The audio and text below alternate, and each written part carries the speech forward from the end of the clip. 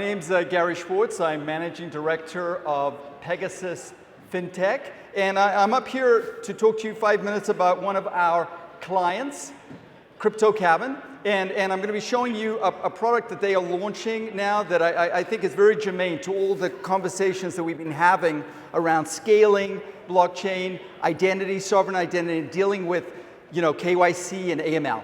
So what we're going to be talking about over the next few minutes is there are a lot of companies in the space right now that do amazing things around KYC, right? There are different solutions out there. Obviously, this is not a new problem for a network which nobody presses flesh on, right? So who are you? What's your identity? What this particular solution solves is when you do PII, when you ingest PII, you take a passport, you take a driver's license. How do you prevent fraud, right? So you take that, some of the networks, they just do passive ingestion. Hey, we've got it, it's a picture, we store it. Other guys, they do active. So they look it up, they say, hey, this is a real identity, it exists in the world, that's active. What the networks don't do right now is they don't match the person who owns that identity with the identity. So they're not doing any matchup with the individual, and on a virtual network, that's really difficult. So what this solution does is it allows for a biometric-based ID capture. And so let me just walk you through it. Essentially, it's a biometric key. So I am a consumer. I want some attestations on me as an individual that wants to do transactions on the blockchain. So first of all, I have to give my ID. That's pretty simple, right? I get my passport, whatever other documentation is required. So I scan that in. Now, this particular solution looks up 1,600 different kinds of IDs all around the world, global passports from different jurisdictions of 180 countries around the world.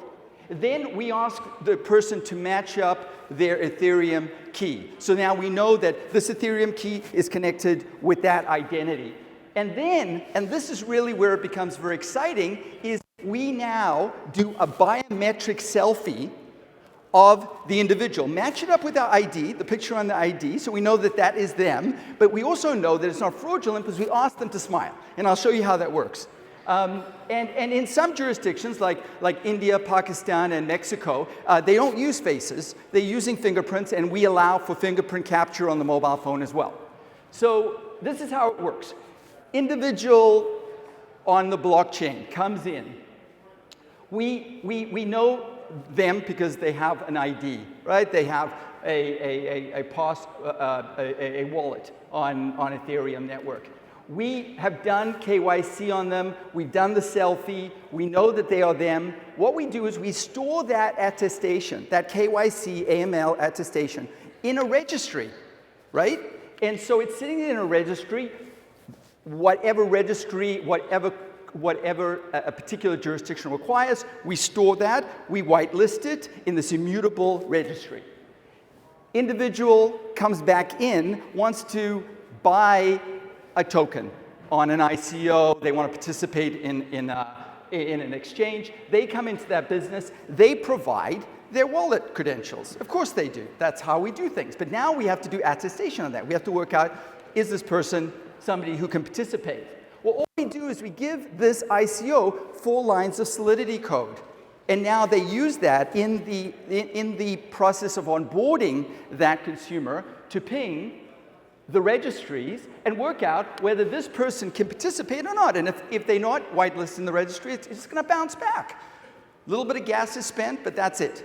And so it's a very simple, scalable way of dealing with credentials on one side and blockchain on the other. And the beauty is that, obviously KYC, AML is a huge use case that we need to solve for, but there's no reason why we can't add other things to this. So for example, we can go back in and do the selfie, we can go and add other credentials and attestations. I want to walk you through a little bit of what it looks like. I was going to do this live, but logistics being as they are. Here I'm just entering, we got somebody, one of our team in Ohio to just bang this out over the weekend, putting in an email address, right? We use that just to do the first lookup. This person is not in the system. So we say, hey, give me your credentials, right? So here they're going in, they're putting their driver's license, it's a US driver's license. Oh, they're in Ohio, they're putting in their Ohio front of the driver's license.